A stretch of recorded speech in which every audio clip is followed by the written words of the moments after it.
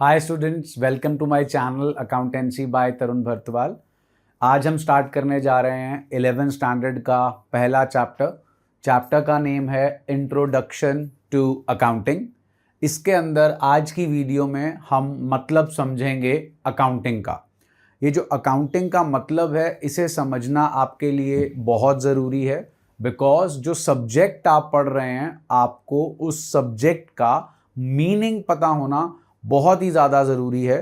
I know आपके लिए ये सब्जेक्ट जो है वो बिल्कुल न्यू है, तो जो ये पहला मीनिंग है इसे ध्यान से समझने की कोशिश कीजिएगा, क्योंकि इस मीनिंग के अंदर ही आपको पूरी बुक मिल जाएगी। यस, पूरी बुक इस मीनिंग के अंदर ही होगी, शॉर्ट फॉर्म में, जहां पर आपको अकाउंटिंग के मीनिंग के अंदर ही बताया जाएगा कि कौन कौन से चैप्टर्स जो हैं वो हमने करने होते हैं इस सब्जेक्ट के अंदर।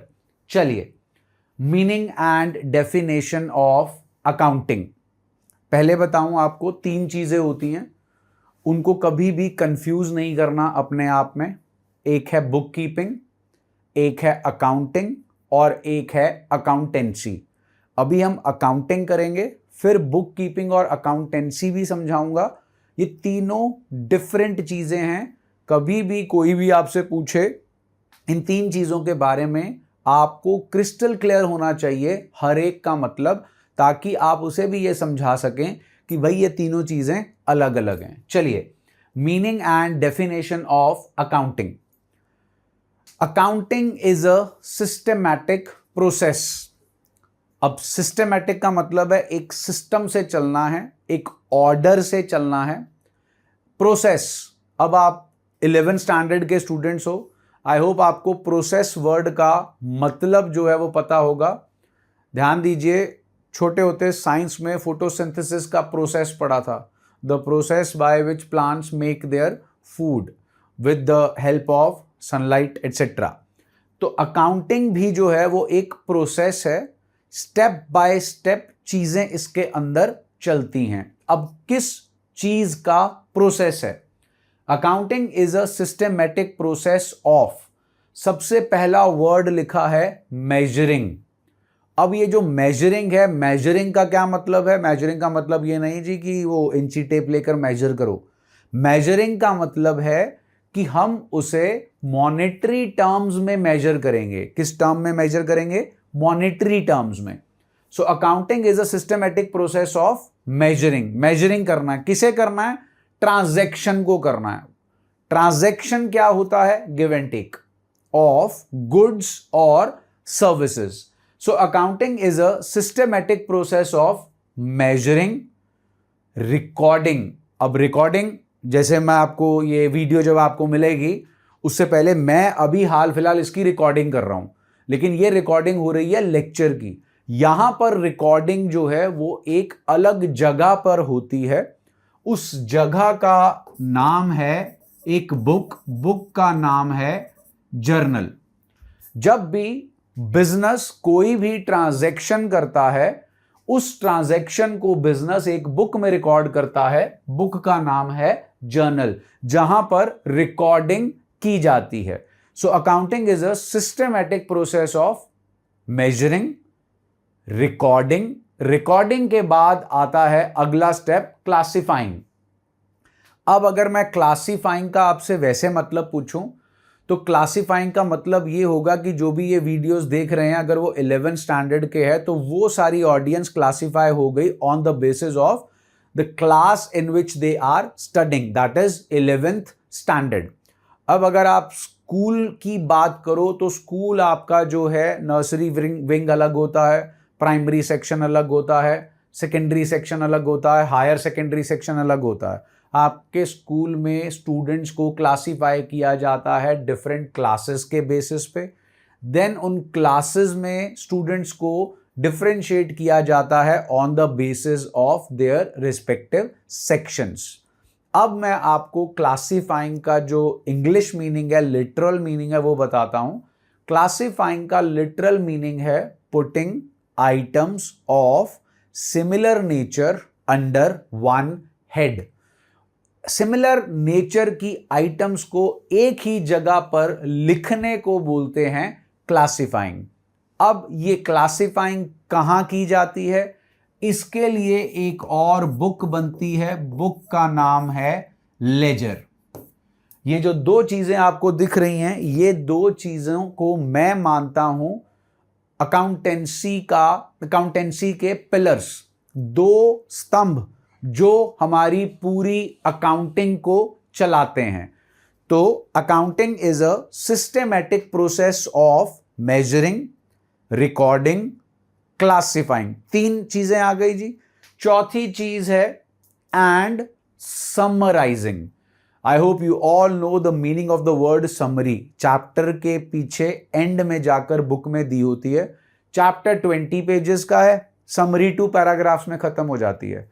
चैप्टर है full fledged detailed explanation, summary उसी एक्सप्लेनेशन को शॉर्ट एंड क्रिस्प पार्ट में दिखाया जाता है। तो अब हम करते हैं समराइजिंग। अब समराइजिंग का मतलब, छोटा सा एग्जांपल लेता हूं। हमारा बिजनेस है, और बिजनेसेस वर्ल्ड में बहुत सारे हैं। Apple company, Tata, Infosys, Tesla, Elon Musk की, इंडिया में रिलायंस इंडस्ट्रीज लिमिटेड, विप्रो, इन्फोसिस। अब ये जो बड़ी बड़ी मैं बिजनेसेस की बात कर रहा हूं, खुद सोच के देखो इनका एक दिन में कितनी सारी ट्रांजैक्शंस होती होंगी, और पूरे साल में कितनी सारी ट्रांजैक्शंस होती होंगी। तो ये जो सारी ट्रांजैक्शंस हैं, इनको समराइज करना, तो इनको जो समराइज करना है उसका भी एक स्टेप होता है, एक सेटअप होता है, एक प्रोसेस होता है। वो प्रोसेस क्या है, वो ध्यान दीजिए। सबसे पहले हमारी अकाउंटिंग में जो पहली किताब बनेगी उसका नाम है जर्नल। जर्नल के बाद जो सेकंड बुक बनती है उसका नाम है लेजर। लेजर की हेल्प से बनता है एक सेटअप, नाम है ट्रायल बैलेंस। ट्रायल बैलेंस एक चीज है, एक स्टेटमेंट है जो बनाई जाती है, जिसमें हम अपनी बुक्स ऑफ अकाउंट्स में जितने भी अकाउंट्स मेंटेन करते हैं उनका स्टेटमेंट फॉर्म में बैलेंस लिखा जाता है एक जगह पे, जिसे बोलते हैं ट्रायल बैलेंस। इस ट्रायल बैलेंस की हेल्प से साल के एंड में तीन चीजें बनाई जाती हैं जो समराइजिंग के स्टेप का पार्ट हैं। वो पहली चीज है ट्रेडिंग अकाउंट, दूसरी चीज है प्रॉफिट एंड लॉस अकाउंट, तीसरी चीज है बैलेंस शीट। ये तीन चीजें जो हैं वो बनाई जाती हैं समराइजिंग की स्टेज पर। Trading account, profit and loss account and balance sheet. अब ये क्या है, अगर तो आप ये लेक्चर से ही शुरुआत कर रहे हो तो अभी समझ नहीं आएगा, लेकिन अगर आप थोड़े पुराने हो चुके हो, 11th स्टैंडर्ड में जर्नल लेजर कर चुके हो, तो आपको ट्रेडिंग अकाउंट और profit and loss account word जो है उसका मतलब समझ में आ जाएगा। नहीं कर चुके हो तो पेशेंस रखो, सब चीजें समझ में आएंगी धीरे धीरे। ट्रेडिंग अकाउंट जो है वो हमें निकाल के देता है एक आइटम का नाम है ग्रॉस प्रॉफिट। जरूरी नहीं है प्रॉफिट ही होगा, लॉस भी हो सकता है। प्रॉफिट एंड लॉस अकाउंट हमें निकाल के देता है एक आइटम नाम है नेट प्रॉफिट, लॉस भी हो सकता है। तो ये जो ट्रेडिंग अकाउंट है और प्रॉफिट एंड लॉस अकाउंट है, ये बताता है कि जो हमने जितने मैंने आपको बिजनेसेस बताए थे, सारा साल अगर वो काम करते हैं तो साल के एंड में जब वो अपना रिजल्ट निकालते हैं कि हमने पूरा साल हार्डवर्क किया, उससे हमारे को क्या रिजल्ट मिला, तो वो रिजल्ट या तो होगा प्रॉफिट या होगा लॉस। फिर उसके बाद आती है एक और चीज जिसका नाम है बैलेंस शीट।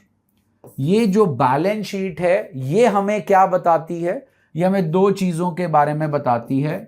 एक चीज का नाम है एसेट्स और दूसरी चीज का नाम है लायबिलिटीज। बेसिकली एसेट्स का मतलब है व्हाट वी ओन, जो हमारा है, और लायबिलिटीज का मतलब है जो हमारा नहीं है what we owe, जो हमारा नहीं है। मैं इसको ना एक फ्रेज में बताता हूं। हमारा जो बुक है, बुक का नाम है डबल एंट्री बुक कीपिंग, और हमारी जो डबल एंट्री बुक कीपिंग है उसके अंदर जो आप अगर टीएस गरेवाल सर की बुक फॉलो कर रहे हो तो बुक के फ्रंट पे जो बुक का कवर है वहां पे लिखा है डबल एंट्री बुक कीपिंग, नीचे लिखा है फाइनेंशियल अकाउंटिंग। ये जो हमारी फाइनेंशियल अकाउंटिंग है ना, इसको करने के दो ही ऑब्जेक्टिव्स हैं, to know about financial performance and to know about financial position. Simple भाषा में अगर मैं आपको बोलूं तो इसका पहला ऑब्जेक्टिव है ये पता लगाना क्या कमाया क्या गवाया। दूसरा ऑब्जेक्टिव क्या अपना क्या पराया। क्या कमाया क्या गवाया, क्या अपना क्या पराया। तो ये है समराइजिंग की स्टेज। वापस आते हैं। Accounting is a systematic process of measuring, recording, classifying and summarizing. Summarizing what? The financial transactions. Transaction का मतलब है give and take between two persons, two entities of goods or services. साथ में word आ गया financial. Financial का मतलब है उस ट्रांजैक्शन के साथ मॉनेटरी वैल्यू अटैच्ड है। छोटे होते आपने एसएसटी में पढ़ा होगा, बार्टर सिस्टम चलता था। किसी के पास अगर वीट होता था और दूसरे के पास अगर शुगर होती थी तो वो एक दूसरे से वीट और शुगर का एक्सचेंज करते थे। That was barter system. Money involve नहीं थी, कमोडिटी के बदले में कमोडिटी मिलती थी। लेकिन अगर मैं फाइनेंशियल ट्रांजैक्शन की बात करूं तो फाइनेंशियल ट्रांजैक्शन में मनी इन्वॉल्व होगी। अब अगर आप लोग स्कूल जाते हैं तो स्कूल वाले क्या आपको फ्री में पढ़ाते हैं? नहीं, वो आपसे फीस चार्ज कर रहे हैं, वो फीस पे कर रहे हैं आपके पेरेंट्स। तो ये हो गई financial transaction between your parents and the school. Suppose आप किसी ट्यूशन पे भी पढ़ने जाते हो, उस ट्यूशन टीचर को जो फीस पे कर रहे हो, again it is a financial transaction because इसमें मनी इन्वॉल्व है।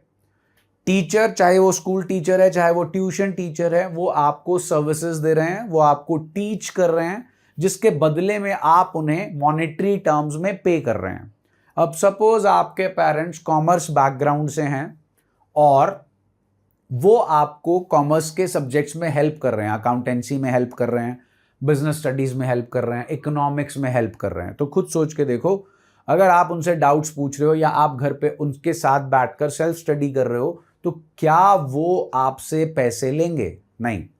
So that transaction will not be a financial transaction. तो यहां पर जो बात हो रही है वो हो रही है फाइनेंशियल ट्रांजैक्शन की।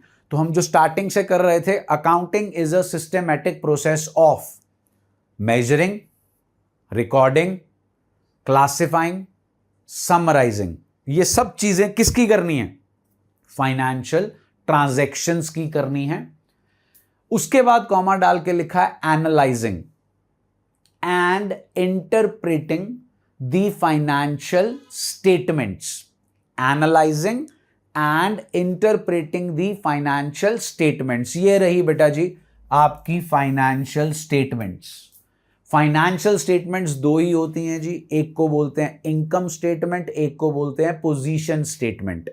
इनकम स्टेटमेंट आपको बताती है आपकी इनकम के बारे में, पोजीशन स्टेटमेंट आपको बताती है आपकी फाइनेंशियल पोजीशन के बारे में।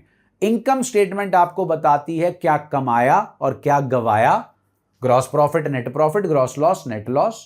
पोजीशन स्टेटमेंट आपको बताती है क्या अपना और क्या पराया, that is what do we own assets and what do we owe, that is liabilities। तो अब करना है दो words, analysis and interpreting. Analysis, देखो क्रिकेट चलता है आजकल, चल रहा है England India tour of England, match होता है, मैच से पहले एनालिसिस करने बैठते हैं क्रिकेट एक्सपर्ट्स।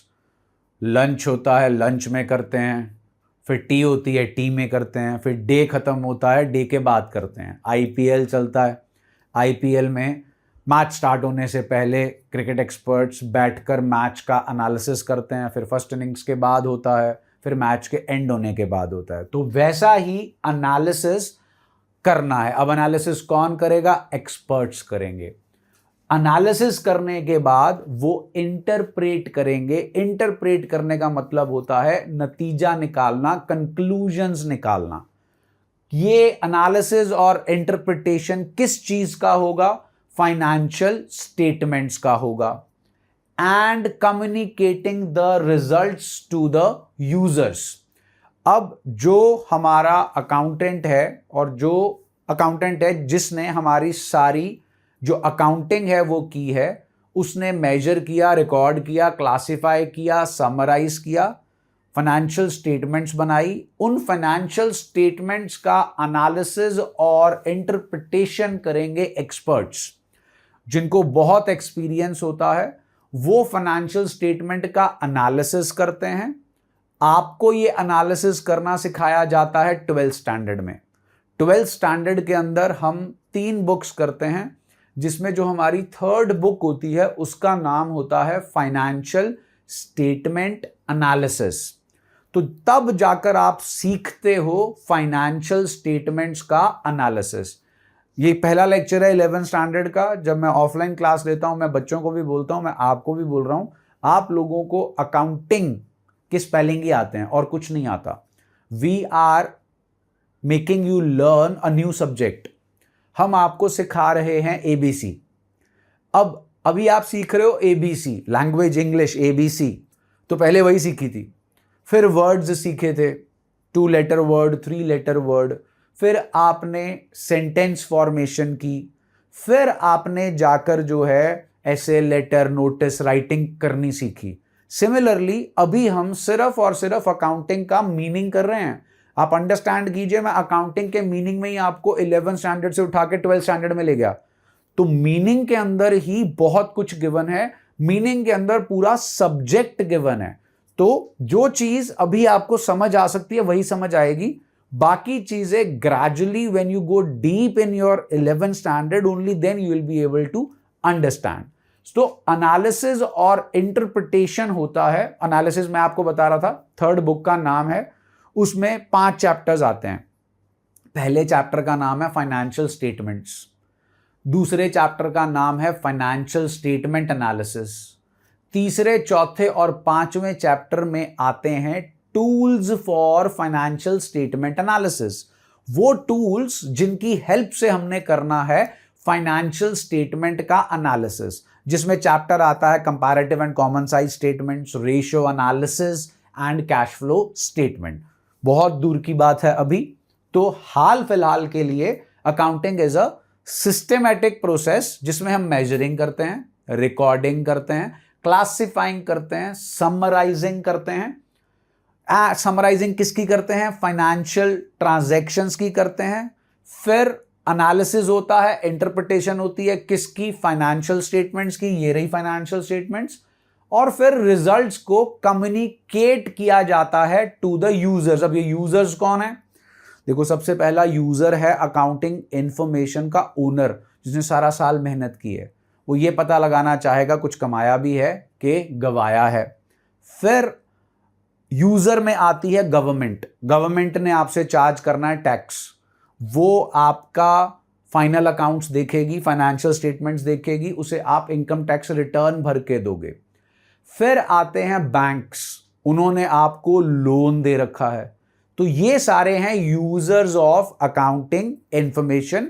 इनके बारे में भी पढ़ेंगे हम, यूजर्स ऑफ अकाउंटिंग इंफॉर्मेशन के बारे में इसी चैप्टर में आगे जाके आता है।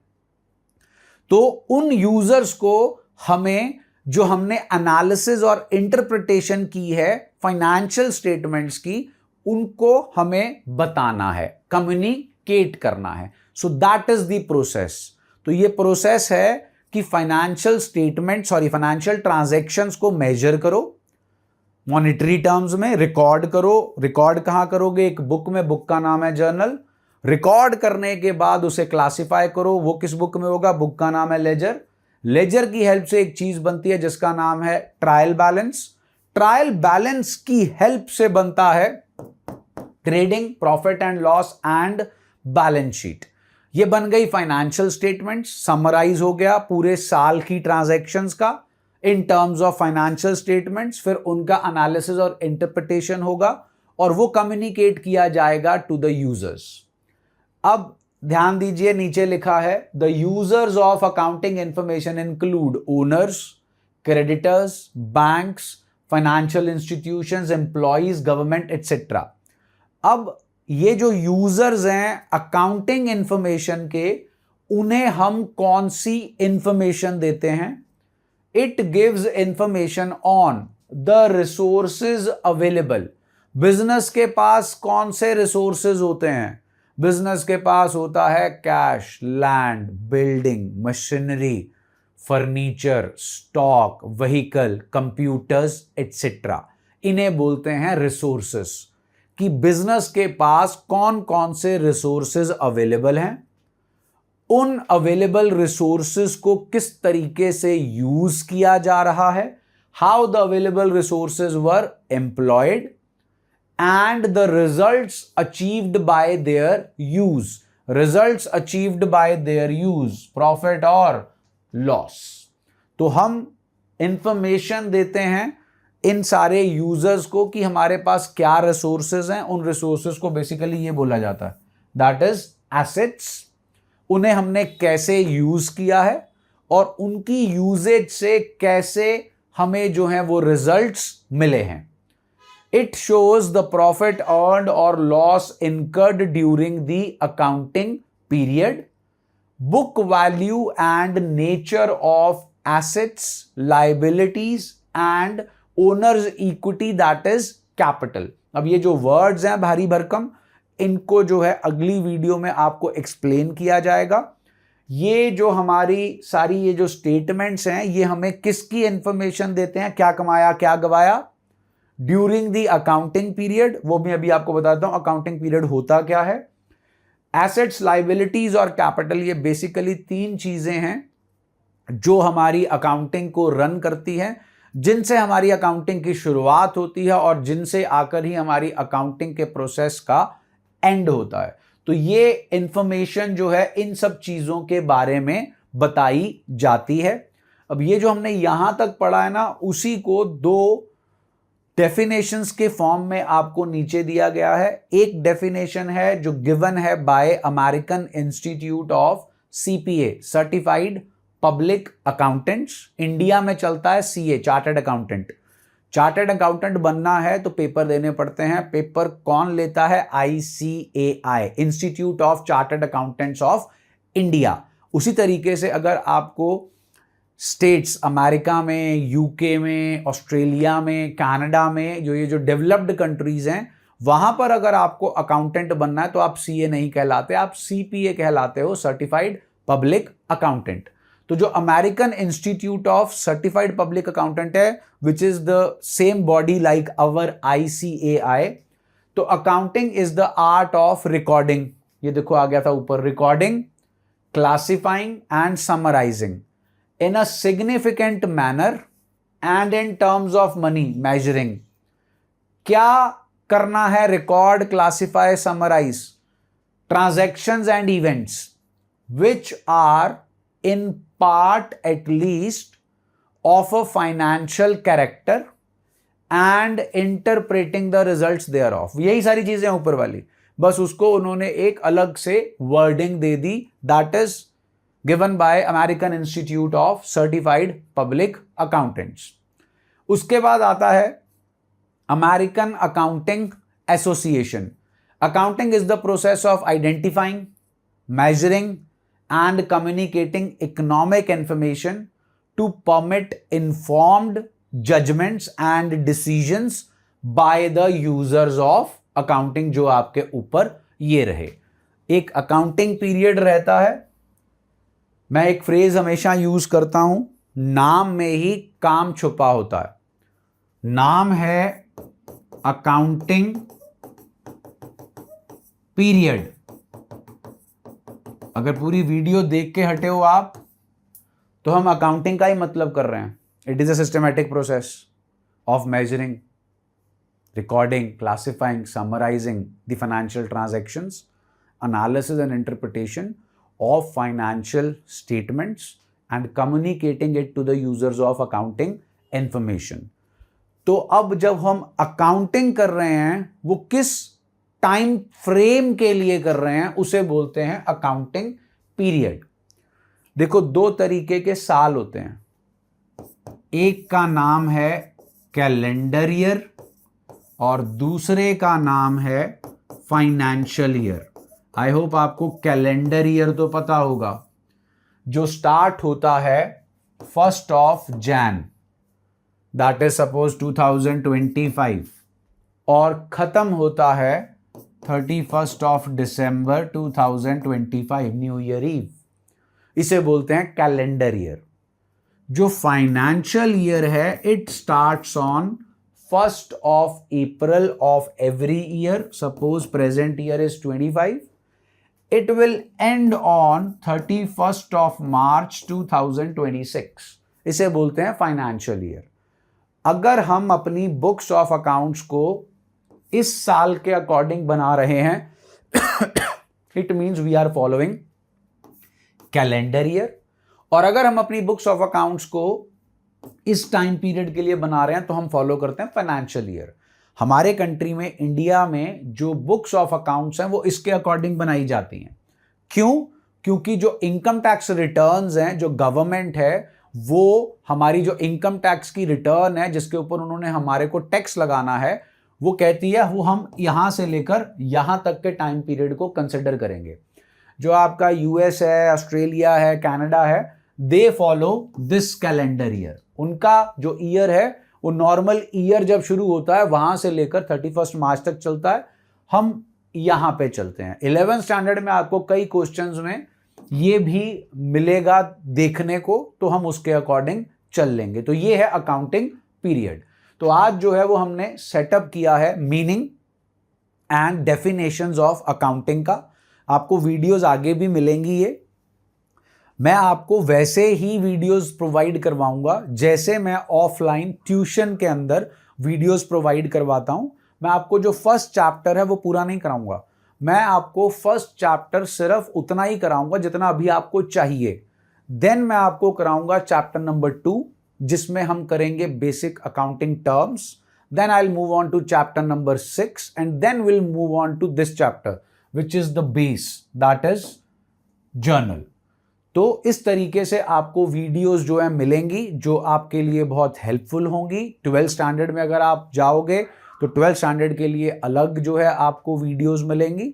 तो अगर आपको लग रहा है कि इन वीडियोस से आपको बेनिफिट होगा तो आप इन वीडियोस को जो है वो शेयर कीजिए, चैनल को सब्सक्राइब कीजिए, नोटिफिकेशन पे जो है वो क्लिक करें ताकि जब भी नई वीडियो अपलोड हो आपको उसकी नोटिफिकेशन आ जाए। Stay healthy and blessed. Thank you.